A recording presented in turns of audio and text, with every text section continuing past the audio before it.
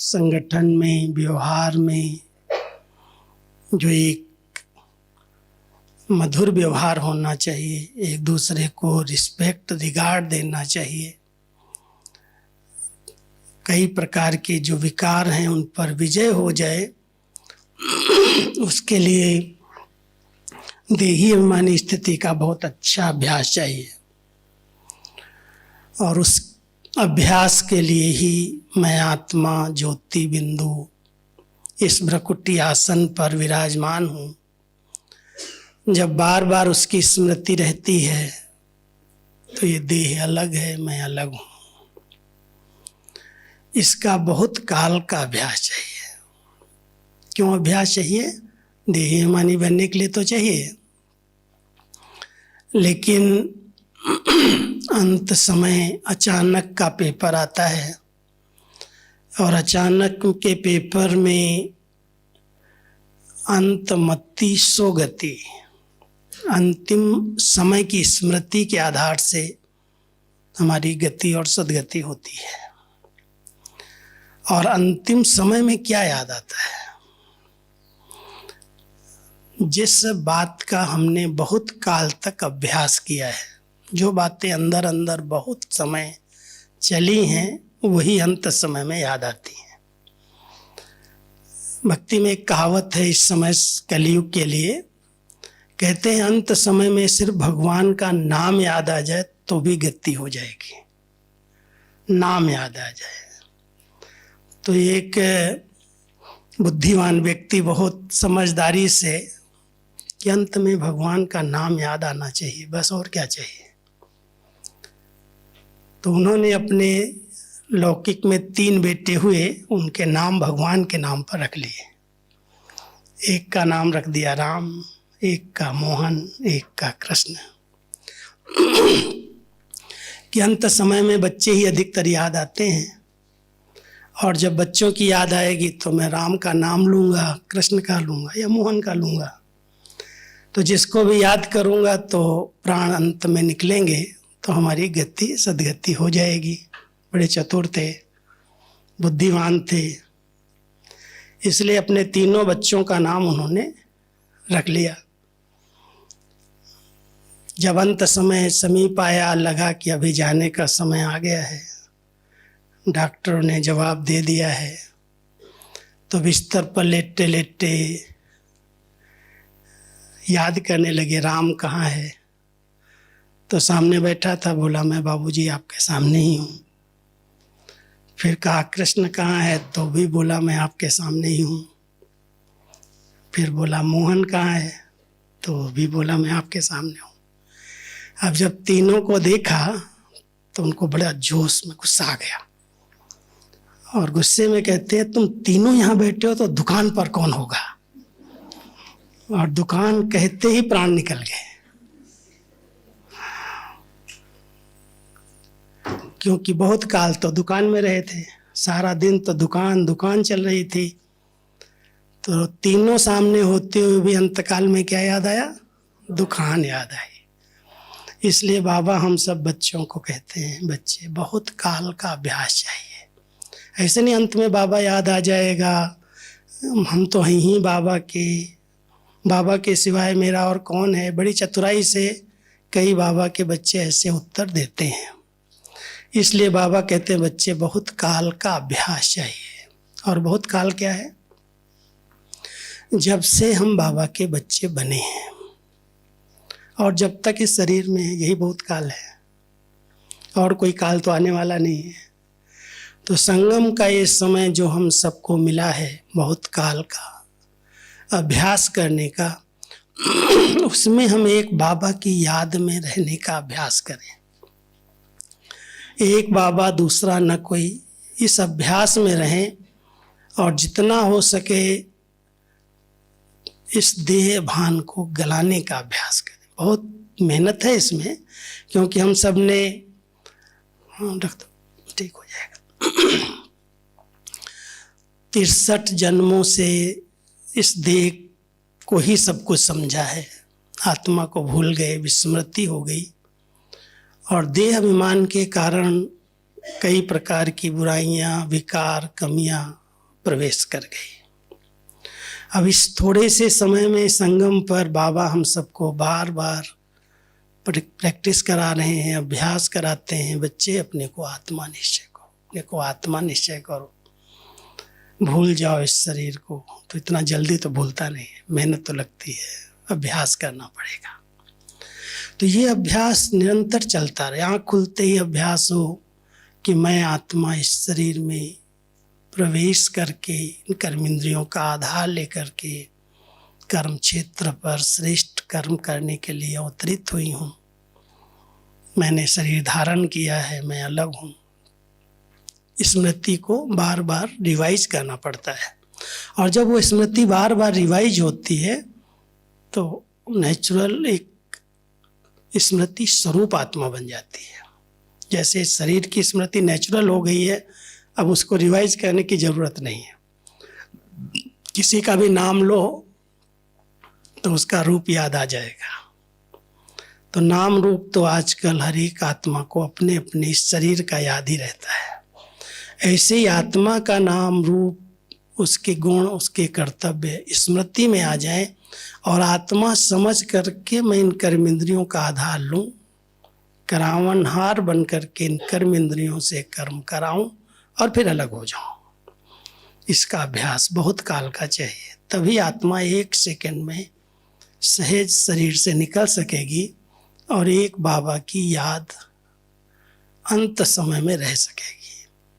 और अगर बहुत काल नहीं अभ्यास किया है, जैसे हैं चल रहे हैं ठीक है, तो अंत काल में जिधर बहुत समय रहा है लगाव झुकाव प्रभाव, जिधर अधिक समय हम रहे हैं, अंत समय कितना भी ज्ञानी योगी हो वही बात याद आ जाएगी। इसलिए बाबा हम सबको ये प्रैक्टिस करा रहे हैं कि बच्चे अचानक तो कुछ भी हो सकता है। हम सब ने अचानक के खेल देखे हैं, 2-3 साल में बहुत अनुभव करा दिए अचानक के खेल ने। न मन न चित्त, ऐसे ही है, आत्माएं शरीर छोड़ करके गई। और जब मैं कभी कभी टूर पर इधर निकलता हूँ, समाचार सुनता हूँ, कोई कोई बहनें परिवार वाले आते हैं सुनाने के लिए, अचानक बैठे बैठे जवान बेटा चला गया। अभी मैं मेरठ की तरफ सेवा पर गया था, तो एक परिवार आया, भाई टीचर था, बहुत पढ़ा लिखा था, इंग्लिश में ही बोलता था अधिक। उसकी शक्ल से नहीं लगता था इसके ऊपर कोई बहुत बड़ा पेपर आया होगा, लेकिन थोड़ी देर के बाद अपने एक छोटे बेटे को लेके आया मिलाने के लिए। तो उसका थोड़ा शरीर हिलता था, ब्रेन काम नहीं कर रहा था। भाई साहब इसको दृष्टि दे दो, शक्ति मिले। इन्हें क्या हुआ क्या है पहले ये तो बताओ। कहता मेरे 2 बेटे, दोनों को मैंने बहुत अच्छा पढ़ाया, 19, 20, 21 साल की उम्र तक पढ़ते रहे अच्छी तरह से, बड़ी अच्छी पोस्ट पर जब जाने वाले। अचानक इसने मोटरसाइकिल की जिद की, मैंने इसको मोटरसाइकिल दिया और जा रहा था, डिवाइडर से टकराया और गिरा, चोट ब्रेन में चोट लग गई। बच तो गया और उठा करके उसी समय कोविड चल रहा था, लेके गए। बड़ा बेटा हमारा आया, बहुत पहलवान जैसा था, मजबूत था, उठा के ले गया हॉस्पिटल में भर्ती कराया। बड़ी मुश्किल तो बेड मिली, इसको बचा लिया। लेकिन वो जो उठा के ले गया बहुत मजबूत था बड़ा बेटा, उसको कोविड हो गया और उसको पता भी नहीं चला। इसको तो डॉक्टरों ने बचा लिया, लेकिन वो चला गया। अब ये जो बच गया है वो भी अपंग हो गया, और जो चला गया वो तो चला ही गया। तो आप समझ सकते हो, अगर ऐसे समय पर अचानक ऐसे पेपर आते हैं तो पता चलता है कि कितनी अटैचमेंट होती परिवारों में। लेकिन बाबा ने ज्ञान दिया है, इसलिए ज्ञान के आधार से कई आत्माएं बहुत अपने आप को स्टेबल रखती हैं और कई तो एकदम डिप्रेशन में चली जाती हैं, सोच सोच करके क्या हो गया, कैसे हो गया, ऐसा हो गया। इसलिए बाबा जो हम बच्चों को अचानक का कह रहे हैं खेल, अचानक का पाठ, एक ही तरफ से नहीं यही सब होगा ऐसा नहीं है। हम तो कभी और दूसरे रूप से भी सोचते हैं। मान लो आज अचानक बाबा जो कहते हैं बच्चे, प्रत्यक्षता होगी, चारों तरफ से जय जयकार होगी, आपके पास बहुत बड़ी लाइन लग जाएगी, क्यों लगेगी, हजारों लाखों लोग भागेंगे आपकी तरफ मिलने के लिए, दर्शन करने के लिए। आपको खाने की फुर्सत नहीं मिलेगी, सोने की फुर्सत नहीं मिलेगी। विद अचानक हो सकता है ना, क्योंकि अभी अंतिम सीन सामने आ रही हैं। तो बाबा की प्रत्यक्षता तो हुई नहीं है अभी तक, होनी है। और अगर प्रत्यक्षता होगी तो भी अचानक सीन आएगी, सब लोगों की नज़रों में आएगा। और एक तरफ अचानक प्रत्यक्षता में लोग भागेंगे, दूसरी तरफ जिन्होंने अच्छा पुरुषार्थ किया है, श्रीमत प्रमाण चले हैं, वो तो बाबा कहता है घुंघरू पहन के डांस करेंगे, खुशी में होंगे कि हमने तो बाबा से जो लेना था ले लिया, पाना था सो पा लिया।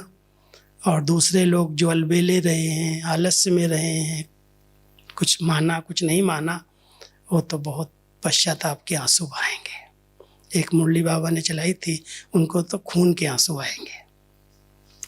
अब वो दृश्य अचानक अगर आ जाए तो आप समझते हो कि हमने इतना बहुत काल का अभ्यास किया है कि कोई भी पेपर आएगा उस पेपर में हम सहज पास हो जाएंगे।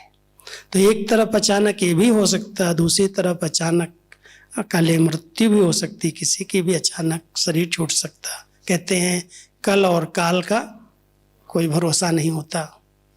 तो कल और काल का भरोसा नहीं है तो हम सबको चेक करना चाहिए, क्या हमने सब कुछ सफल किया है। जो बाबा ने कहा है अपना बैगेज ट्रांसफ़र कर दो, सब कुछ सफल कर लो, अपना भविष्य इंश्योर्ड कर दो।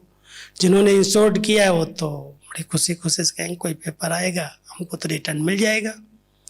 इंश्योर्ड नहीं किया है, ट्रांसफ़र नहीं किया है और कहते हैं कर लेंगे, हो जाएगा। कई बाबा के बच्चे ना ऐसे चलाते हैं, हो जाएगा, कर लेंगे, क्या बड़ी बात है।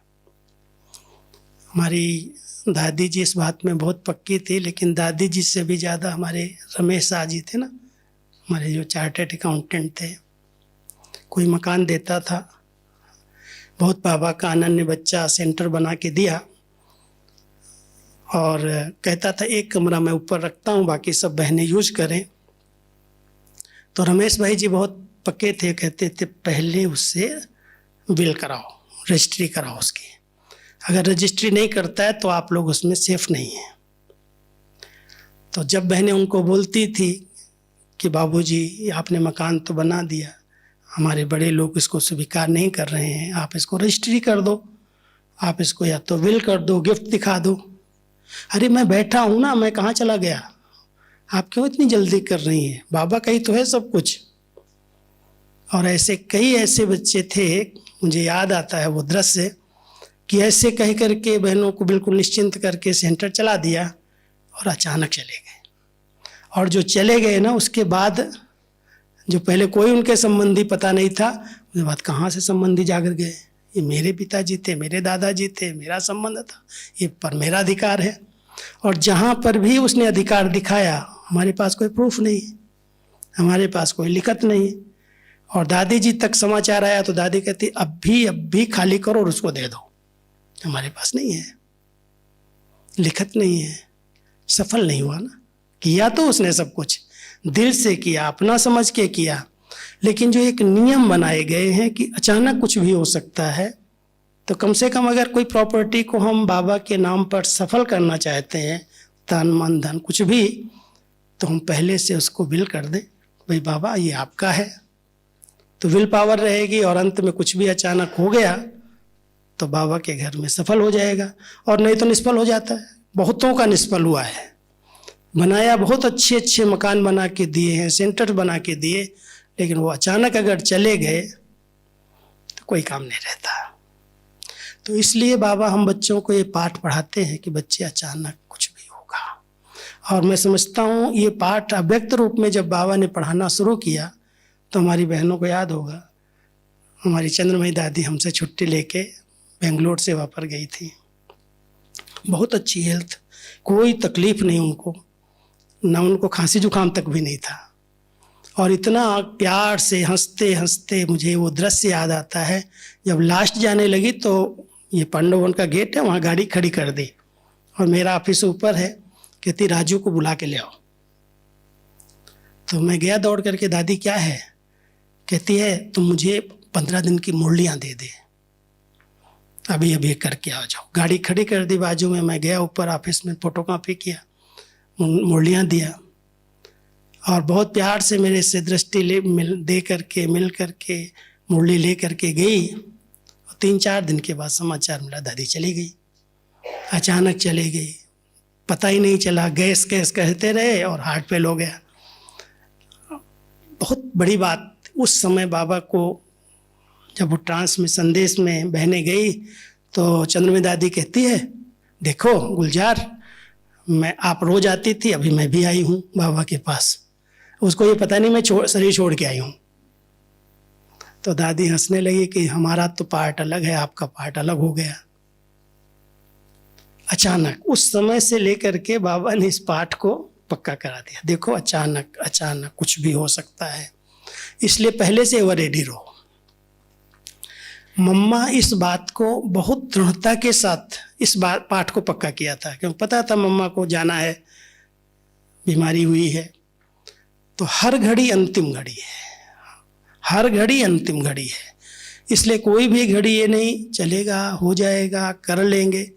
तो मम्मा कहती थी जो करना अभी कर लो, अब नहीं तो कभी नहीं। और बाबा इस बात को हर पैम्फलेट के अंदर, हर फोल्डर के अंदर छपाते थे, बच्चे लिखो हर घड़ी अंतिम घड़ी है, अब नहीं तो कब नहीं। जो करना है, जो श्रेष्ठ संकल्प है, जो पुण्य के अच्छे कर्म करने के संकल्प आ रहे हैं, हम तन सफल करें, मन सफल करें, धन सफल करें, कुछ बाबा के कार्य में लगा दें, तो बाबा हमको रिटर्न देने के लिए बंध जाएगा। अभी तो सफल हो सकता है, आगे चल के बाबा कहता टू लेट का गेट लगेगा, बोर्ड लगेगा, और टू लेट का बोर्ड लग जाएगा तो बाबा कहे क्या करेंगे हम तुमको लेकर के, तुम्हारा लेकर के मुझे रिटर्न देना पड़ेगा, भर के देना पड़ेगा। तो ये एक समझदारी है कि हम सब पहले से ही एवर रेडी रहें कि अचानक कुछ भी, कोई भी प्रकार का पेपर आए तो कोई भी चीज़ याद ना आए अंत समय में, केवल एक बाबा ही याद आए। कहीं भी कोई चीज़ में मोह होगा, लगाव होगा, झुकाव होगा, कोई चीज़ में विशेष अटैचमेंट होगी, तो अंत समय में बुद्धि वहाँ ही जाती है। कितना भी हम बहुत अच्छे योगी हों, बहुत अच्छी क्लास कराएं, बहुत अच्छा ज्ञान दें, लेकिन जहाँ पर बहुत समय बुद्धि स्थिर बार बार जाती है, आत्माएं भटक जाती हैं अंत समय में। और कई ऐसे दृष्टांत अभी तक हम लोग देखते हैं, अनुभव करते हैं। एक जगह पर हम गए क्लास कराने के बाद, एक माता अपनी बेटी को लेके मेरे सामने आई, भाई साहब इसको मिलो, इसको दृष्टि दो। तुमने कहा ऐसे लोग मिलने आते हैं बाद में। मैंने उसको बिठा दिया, मैं अंदर कमरे से निकला बाहर, वो झूमने लगी मेरे सामने, ऐसे ऐसे करने लगी। तो मैंने समझा शायद इसकी तबीयत ठीक नहीं होगी, कुछ हुआ होगा। तो मैं बैठा करके हमने पूछा माता जी क्या हुआ, इसको बीमार है क्या, तबीयत ठीक नहीं है क्या?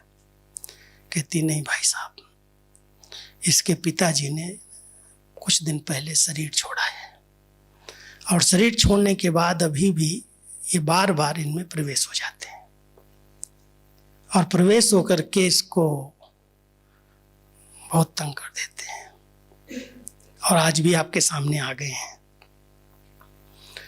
तो मैंने दृष्टि दी, बहुत प्यार से बिठाया सामने। मैंने पूछा अच्छा आप आए हैं, किस लिए आए हैं, कौन है, क्या है, मुझे तो पता नहीं था। तो बोलने लगा उसके बेटी के तन से कि मैं इसका पिताजी हूँ, और मैं 1-1.5 साल ज्ञान में चला, लेकिन मेरी एक सूक्ष्म इच्छा रही कि मैं इस बेटी को पढ़ा करके पुलिस ऑफिसर बनाऊँ। बहुत मेरा अंदर से प्यार था, लगाव था, लेकिन इसकी रुचि नहीं है, और ये समझती है कि मैं पुलिस की नौकरी नहीं करूँ। मेरी इच्छा है पुलिस की नौकरी करें, इसलिए मैं बार बार इसमें प्रवेश करके इसको गाइड करता हूँ कि तुमको ये पढ़ना चाहिए, तुमको ये पढ़ना चाहिए। लेकिन जब तक ये इस बात को मानेगी नहीं, तब तक मैं इसको छोड़ूंगा नहीं। तो मैंने कहा तुम पिता हो करके, पिता तो पिछले जन्म के थे, अभी तो हो नहीं, और उसके बाद तुमने जब प्रवेश किया तब से इसकी हालत क्या हुई है तुम देख रहे हो। ये जिधर जाती है, बच्चे स्कूल में जाते हैं तो बच्चे सब भागते हैं, डरते हैं, भूत आता है इसके अंदर। जहाँ भी जाती है वो सब डरने लगे उसको देख करके। वो भोजन नहीं कर पाती है, शांति से सो नहीं पाती है, रह नहीं पाती है, वो कितनी कमज़ोर हो गई है। ये पिता का प्यार है या इसको तुम मारना चाहते हो? बहुत प्यार से ही उससे बात किया मैंने। हमने कहा अगर इसका कल्याण चाहते हो, ये पुलिस की नौकरी करे या ब्रह्मा कुमारी बने या कुछ भी करे, अगर तुम इससे स्नेह रखते हो तो तुम इसको आज से छोड़ दो। आप इसके पास नहीं आओ, आप अपना जन्म लो जा करके। तो सोचता रहा। फिर मैंने मधुबन की टोली उसके मुंह में डाली। फिर थोड़ी देर के बाद चला गया। फिर तो बेटी जब सामने आई समना साकार में, उसकी मर्ज हुई स्मृति। तो मैंने पूछा क्या हुआ, तो वो बता नहीं पाई, चुपचाप रही कुछ ज़्यादा। माता ने ही बताया उसकी। लेकिन वो दिन मुझे आज तक याद आता, अभी मिलती है जब आती है। बड़ी अच्छी जीवन बन गई, वो आत्मा छोड़ के चली गई। ये सब बाबा कहता है जो हमारी बहुत काल से अटैचमेंट है, चाहे धन में है चाहे संबंध में। दो ही चीज़ें मूल है। कईयों की प्रॉपर्टी में बहुत अटैचमेंट रहती है, मोह ममता रहती है, कमाया है, बैंक में भी नहीं जमा किया है या बैंक में जमा किया है या कहीं घर के अंदर दबा के रख दिया। जब मुगलों के वार हुए भारत के ऊपर, तो हमारे राजाओं के अंदर पास बहुत प्रॉपर्टी थी, धन था, सोना चांदी था, बहुत कुछ था। और उससे बचाने के लिए कहीं लूट न ले जाए, उसको ज़मीन में दबा दिया। दबाने के बाद आज तक भी कोई उनको निकाल नहीं सकता है। अगर निकालने की कोशिश करता है तो उसको सांप दिख जाते हैं, डरा देते हैं। क्या है सब? कभी विचार किया है? आत्मा सांप थोड़ी बन गई, लेकिन वो आत्मा की जो उसकी भावनाएं हैं, जो उसका लगाव है, जो उसकी ममता है, वो वहाँ पर उसको सांप के रूप में दिखाई देती है। इसलिए बाबा हम सब बच्चों को कहता है, बच्चे जीते जी पहले से खत्म करो, सब मरो। एक सिस्टम बनाई। मुझे याद आता है मैं 72 में मधुबन में जब आया तो माँ यहाँ पर कुछ मारवाड़ी माताएं आई, मुजफ्फरपुर की, सब बिहार की। तो दीदी को कहने लगी दीदी मेरा भोग लगा दो। तो दीदी हंसने लगी। कोई सिस्टम पहले नहीं थी मधुबन में। तो दीदी कहती है तुम भोग मरने के बाद लगता है ना? कहती नहीं, मरने के बाद मेरे बेटे लगाएंगे कि या नहीं लगाएंगे, कुछ करेंगे मेरे लिए कि नहीं करेंगे, मैं भोग लगवाना चाहती हूँ। ये जो जीते जी मरने का भोग सिस्टम शुरू हुई ना, तब से शुरू हुई। तो माता पीछे पड़ गई दीदी के। तो दीदी ने कहा अच्छा तुम क्या करना चाहती है?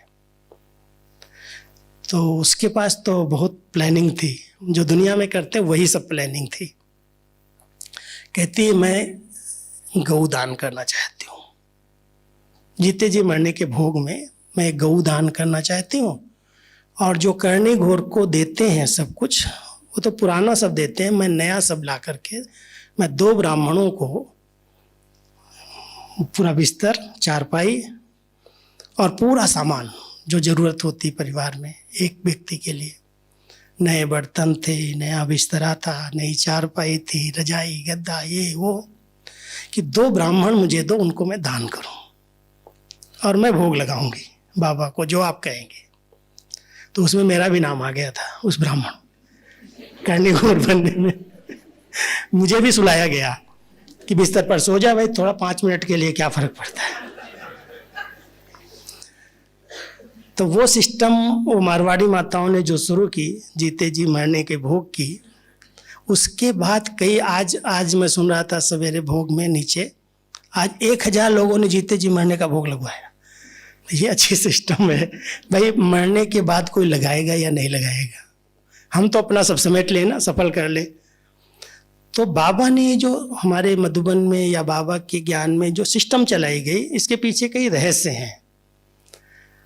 बाबा कहता है बच्चे सब बातों को, विस्तार को, जो संबंधों में लगाव झुकाव, तेरा मेरा ये वो है, सब पहले से ही समेट लो। अचानक तो जाना ही है। एवर रेडी किसको कहते हैं? एवर रेडी माना बिल्कुल सब बातों से नष्टो मोहा, स्मृति स्वरूप, सबसे न्यारे सबके प्यारे, कोई में भी फंसना नहीं, ये है न एवर रेडी। सदा तैयार हैं हम बाबा, जब बुलाओ हम आ रहे हैं, जब आपका बुलावा आए हम एवर रेडी हैं। तो ऐसे एवर रेडी बन करके फिर बाबा कहता बच्चे फिर सेवा करो जो भी समय मिलता है, लेकिन जीते जी अपना ट्रांसफर करो, तन मन धन समय संकल्प श्वास जो कुछ है लगाओ बाबा के कार्य में।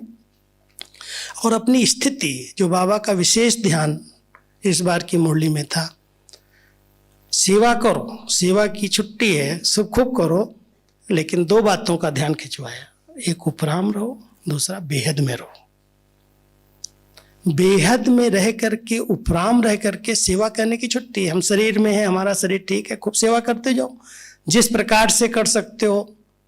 मन अच्छा है तो मन मनाओ, बहुत अच्छा अच्छा वातावरण बनाओ, जहाँ पर रहते हो शुद्ध संकल्पों का एक अच्छा सा वायुमंडल बना दो। हमारे हाथ में ही है। अगर हमारी वाचा अच्छी है, किसी को ज्ञान सुनाने से उस पर प्रभाव पड़ता है, सुनना चाहता है, तो वाणी से ज्ञान दान करो, मनसा से शक्तियों का दान करो। अगर धन है तो धन से, कर्मणा से कुछ गुणों का दान कर लो, धन दान करके अंदर कई आत्माओं का कल्याण कर दो। तो बाबा ने हम बच्चों को कई प्रकार की ऐसी विधियां बताई हैं कि अगर बच्चे तुम्हारे पास समय है विनाश काल के पहले, कई बार बाबा का एक शब्द मुझे याद रहता है कि बच्चे डेट कॉन्शियस नहीं बनो। डेट कॉन्शियस बहुत जल्दी हो जाते हैं। हम क्लास से उठेंगे, बात करेंगे, भाई साहब कब तक होगा, 1 साल 2 साल 3 साल, कब तक विनाश होगा। और बाबा ने एक बार बड़ा रमणीक उत्तर दिया था, बच्चे ये बात मेरे ज्योतिषी बच्चों से पूछ लो जा करके, उनको भी कमाने दो, वो बताएंगे तुमको, बाबा ही नहीं बताएगा। बाबा तो हमेशा कहता है बच्चे एवर रेडी रहो, अचानक कुछ भी हो सकता है। डेथ की डेट नहीं बताई जाती, डेथ की डेट कोई ने आज तक बताई नहीं है, वो जिस दिन आ जाएगी उस दिन कोई रोक नहीं सकता है। लेकिन तुम एवर रेडी रहो, इसको एवर रेडी कहते हैं।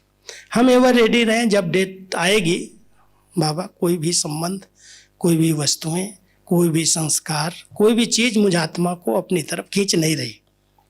इतना हम न्यारे हो जाएं, डिटैच हो जाएं, जो कभी भी कोई बुलावा आए बाबा का, कोई भी चीज़ में लगाओ झुकाओ प्रभाव न हो। कहीं पर भी आत्मा ये रह गया, ये कर लेते, ये सफल कर लेते, बैंक में इतना रह गया, इधर इतना रह गया, उधर इतना रह गया, अंत समय में अगर वो याद आ गया तो फिर उधर ही भटकेंगे। इसलिए दादी जानकी जी की बात सुनाता हूँ, 2 बातें अंत तक कहती थी। 2009 में प्रकाशमय दादी ने 2007 में शरीर छोड़ा, तो दादी जानकी जी सीट पर आई, लंदन से यहाँ रहने लगी। तो एक दिन मेरे को बुलाया, कहती राजू मैं विल करना चाहती हूँ। तो मैंने कहा दादी आप क्या विल करेंगी, आपका कुछ है क्या। तो हंसने लगी, कहती नहीं मैं एक विल लिखना चाहती, तो तुम लिखो।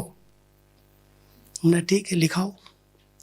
तो उन्होंने अपना विल लिखाया कि मैं जब शरीर छोड़ूं तो मेरे ऊपर कोई भी फूल मालाओं में खर्चा नहीं करे, और कोई भी हमारे अर्थी के समय भाग करके नहीं आए। तो मैं हंसने लगा, उन्हें ये विल लिखना तो झूठा हो जाएगा, आप तो शरीर छोड़ के चली जाओगी, फिर कौन देखेगा फूल चढ़ाया या नहीं चढ़ाया, लोग आए या नहीं आए। कहती तुम लिख दो, मेरा संकल्प है। ये 2009 में लिखाया मेरे से। तो मैंने लिखा, ठीक है दादी लिख देता हूँ। कहती है संभाल के रखना। अब ये विल लिखाया कि मेरे को कोई भी फूल माला नहीं चढ़ाया और कोई भी आए नहीं मेरी अर्थी के समय, संस्कार के समय। वंडरफुल दादी, आपने देखा शरीर छोड़ा, एक फूल चढ़ाने वाला भी नहीं था। गवर्नमेंट की मना, फूल नहीं चढ़ाना, कोई आएगा नहीं, 20 लोगों से ज़्यादा कोई यहाँ खड़ा नहीं होगा, दर्शन नहीं, यहाँ वाले ही दर्शन नहीं कर पाए। ऐसे समय पर शरीर छोड़ा। 14 तारीख को लॉकडाउन लगा और 20 तारीख को चली गई, 27 तारीख को। उसके बीच में इतना सख्त लॉकडाउन था जो कोई भी व्यक्ति इधर से उधर मूवमेंट भी नहीं कर सकता था। तो हमने कहा दादी का बिल तो पास हो गया, बाबा ने स्वीकार कर लिया। 2 बातें और उनके ध्यान पर रहती थी। कहती थी कोई भी लिफाफा अगर आता है, माना कोई मुझे यज्ञ का सहयोग देता है, तो मेरी अलमारी में, मेरे कहीं कबट में इधर उधर ना रखा रहे। शाम तक जितने भी कोई ने दिया बाबा के यज्ञ के लिए दादी को, शाम को 8 बजते ही कहती थी अभी अभी बुलाओ अकाउंट वाले को, ये ले जाए, हमारे पास नहीं मिलना चाहिए। मैं रात को अगर चली जाऊं तो लोग कहें दादी के पास इतना पैसा मिला। एक भी पैसा मेरे पास निकलना नहीं चाहिए, मेरी अलमारी से, मेरे कबट से, मेरे कहीं से भी। इसलिए जो मिलता है शाम तक, शाम को सब क्लियर करो, दे दो जिसका है। तो रोज की दिनचर्या थी दादी की। दूसरा, कोई ने कोई प्रश्न पूछा है, कोई ने पत्र लिखा है, कोई समस्या है, तो ऐसे नहीं कहती थी कल कर लेंगे, इसका उत्तर कल चला जाएगा, अभी अभी बुलाओ राजू को, अभी ये जवाब देना है, अभी देना है। दादी कल दे देंगे ना, अरे कल मैं मर जाऊं तो, ऐसे सीधे शब्द। वो बेचारे का संकल्प चलता रहा, दादी चली गई, मेरी बात का जवाब ही नहीं दिया, मेरा ये हुआ। तो मैंने देखा इतनी उपराम स्थिति, ये उपराम स्थिति थी। जब तक जिंदा रही खूब सेवाएं की, लास्ट पूना से ही गई थी, पूना में ही आकर के लास्ट किया, वहाँ से लास्ट में आई है। और लास्ट में जब विदाई लेने का समय आया तो मैं विजयवाड़ा में था, किसी काम से गया था। मेरे को फ़ोन करती है, तुम कहाँ हो, मेरे से मिल के जाओ। हमने कहा दादी मैं 2 दिन के बाद आऊँगा। 2 दिन के बाद? ऐसे कह के चुप करके फ़ोन रख दिया। मैं आया 2 दिन के बाद तो हॉस्पिटल में थी, आईसीयू में चली गई, फिर मेरा मिलना नहीं हुआ। कहने का भाव है कि इतना उपराम, इतनी न्यारी, इतनी प्यारी, सबका दिल बहलाने वाली, सबको हंसाना, सबको बहलाना, लेकिन कहीं भी कोई भी व्यक्ति में कहती थी मैं तो किसी में नहीं फंसी हुई हूँ, लेकिन कोई मेरे में न फंस जाए। इतना टेंशन था, कोई मेरे में न फंस जाए, इतना मैं किसी को प्यार न दे दूं जो मेरे में ही फंस जाए आकर के। इसलिए न्यारी प्यारीपन का एक सुंदर बैलेंस था, निर्मोही स्थिति थी, और किसी चीज में भी, न धन में, न वैभव में, न लंदन में, कहीं भी उनका झुकाव लगाव नहीं था। नहीं तो इतनी सेवाएं की, इतना विस्तार किया, इतना सब बच्चे बाबा के, कहीं पर भी बुद्धि नहीं गई। तो इसलिए जो बाबा एवर रेडी शब्द कहता है, इन दादियों को हमने प्रैक्टिकल देखा, इतनी जवाबदारियां होते हुए भी एवर रेडी। जब बुलावा आया, जब बाबा कहेगा हम तैयार हैं। सेवाएं थी, इतना विस्तार था। लास्ट में आपने दादी प्रकाश मणि की कहानी सुनी होगी, 2 साल करीब बोलना बंद किया, देखती थी। मैं जाता था तो अकेले में जरूर बोलती थी, बात करते थे, लेकिन कोई सामने होगा आंख नहीं खोलेंगी। अकेले में जब गया बात करके आया, कोई बात पूछनी हो ऐसे आंख खोल करके बताओ क्या है, जवाब दे देती थी। कहने का मेरा भाव है अंत तक भी इन आत्माओं की सेवा की भावनाएं थी। बाबा है, यज्ञ है, इतना बड़ा कारोबार है। जब लास्ट में शरीर छोड़ा तो मैं सामने था, यहाँ पर शांतिवन में, लंदन से मैं आया था 5 दिन पहले। शरीर छोड़ने लगी तो सबको बताया गया दादी अभी लगता है जा रही है। सामने खड़े हम 15-20 भाई बहने। एक बार अचानक गई, सारी जो मशीनें लगी थी सब 0-0 हो गई। डॉक्टर कहता दादी चली गई। फिर 5-7 मिनट के बाद फिर मशीनें चालू हो गई। कहता आ गई। ये चली गई और आ गई का खेल चल रहा था, और सब 1 सेकंड में योग में और 1 सेकंड में खुश, दादी आ गई वापस। फिर बाबा ने बाद में संदेश दिया कि बच्ची की दिल थी कि मैं अभी सेवा करूं, बाबा ने मुझे इतनी जल्दी क्यों बुला लिया। तो बाबा को जब बोला मैं सेवा करूं, तो बाबा ने कहा अच्छा जाओ। और जा करके देखा है तो शरीर कोई काम का नहीं, मैं क्या सेवा करूंगी। फिर अपने आप आ गई। वरना सेवा से, यज्ञ के प्रति प्यार बहुत था, लेकिन प्यार होते हुए भी न्यारी प्यारी डिटैच कोई भी प्रकार का कहीं पर भी, न सेवाओं में, न यज्ञ में, न किसी वस्तु में, न किसी व्यक्ति में, बिल्कुल उपराम। तो ये है हमारी अंतकाल की एवर रेडी स्थिति, और इसका अभ्यास तो बहुत काल का चाहिए। जब बहुत काल से ये अभ्यास होगा कि मैं होते हुए भी, सेवा करते हुए भी कहीं पर भी अटका हुआ नहीं हूँ, कोई भी चीज़ मुझे अपनी तरफ आकर्षित नहीं कर रही है, तब समझो आत्मा जा सकती, निकल सकती है। अगर जरा भी कहीं है कुछ भी खिंचाव, लगाव, झुकाव, प्रभाव, दबाव कहीं पर भी, तो निकलना मुश्किल है, मेहनत लगेगी और फिर कहीं ना कहीं बुद्धि अटक सकती है। इसलिए बहुत काल तक, जैसे हमारी दादियों ने, मम्मा का तो इतना अच्छा अभ्यास था प्रैक्टिकल, किसी समय भी शरीर से जा सकती है आत्मा।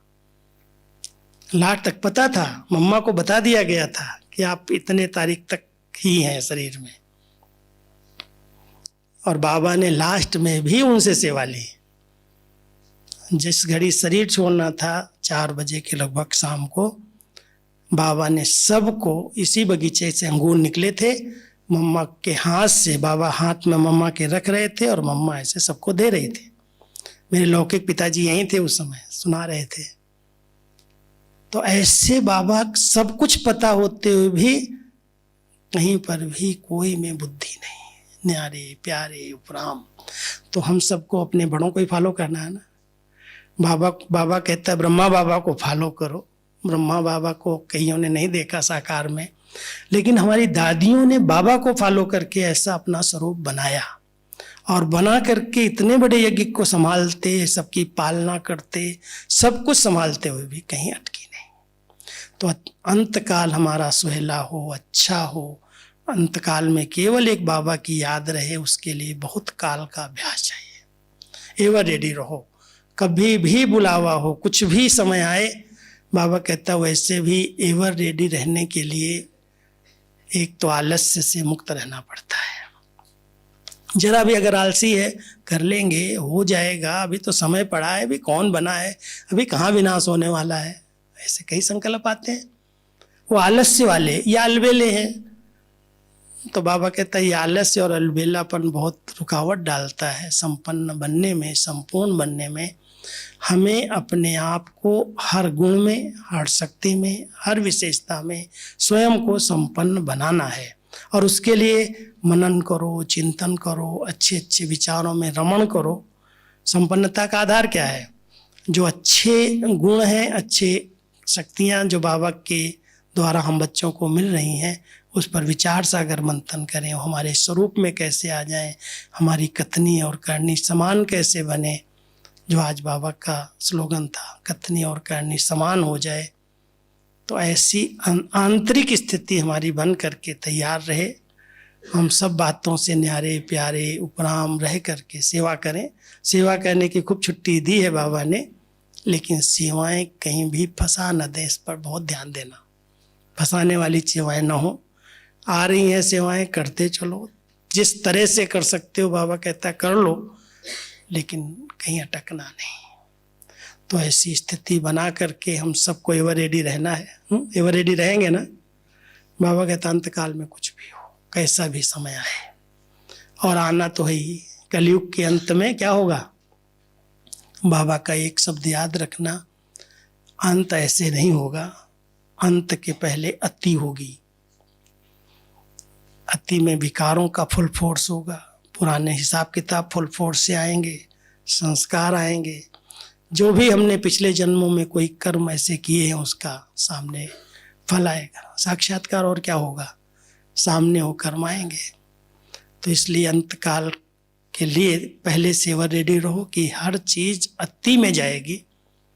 अगर हमारी कोई एक सूक्ष्म कमजोरी रह गई और हम समझते हैं हमारे अंदर सब विशेषताएं, ये कमजोरी क्या बड़ी बात है, ठीक हो जाएगी। बाबा कहता वही कमजोरी बड़ा पेपर बन करके आएगी, और कोई नहीं आएगी। आप 7 में अगर पास हैं और 8वीं में कमजोर हैं, तो 8वीं बात ही आपके लिए पेपर है।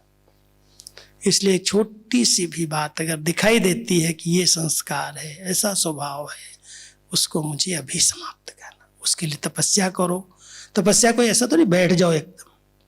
तपस्या का अर्थ क्या है? दृढ़ता संपन्न संकल्प।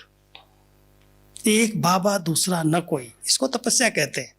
जो संकल्प करो, बस बाबा ने जो कहा वही करना है मुझे, इतनी दृढ़ता हो संकल्प के अंदर, तो यही तपस्या है। और उस तपस्या के बल से हम अपने हिसाब किताब भी चुकतो कर सकते हैं, कड़े संस्कारों को भी परिवर्तन कर सकते हैं, तपस्या के बल से अन्य आत्माओं को सकाश दे सकते हैं, प्रकृति को मदद कर सकते हैं। जो आज इतना प्रकृति तांडव कर रही है, कहाँ कहाँ क्या क्या हो रहा है समझ में नहीं आता किसी को, कि अचानक इतनी बाढ़ें आ रही हैं, बरसात पड़ रही है, कहीं बर्फ़ पड़ रही है, कहीं सूखा पड़ा हुआ है, कहीं ज्वालामुखी फट रहे हैं। और बाबा कहता है प्रकृति के पांचों तत्व इस सृष्टि का परिवर्तन करेंगे। उस परिवर्तन के पहले आप बच्चों को संपन्न संपूर्ण बनना है। तो ये अति की ओर जाने वाले हैं सब कुछ, इसकी चिंता नहीं करना क्या होगा कैसे होगा। बाबा कहता है ब्राह्मण बच्चों के लिए जो कुछ होगा सब अच्छे से अच्छा होगा, क्योंकि बाबा हमारे साथ है ना। श्रीमत अनुसार जिसके कदम हैं, उस दिन का बहुत अच्छा एक स्लोगन था बाबा की मुरली में, तुम बच्चे श्रीमत में जी हजूर करो, मैं हजूर आपके आगे हाजिर हूँ। तो हजूर शिव बाबा अगर हमारे सामने हाजिर है तो क्या कोई बड़ी बात है। लेकिन हम अमृत वेले से रात तक बाबा की जो श्रीमत मिल रही है, मिली हुई है, उसी अनुसार चलते चलें। बाबा अपने आप बच्चों को अंतिम पेपर में पास करा देगा।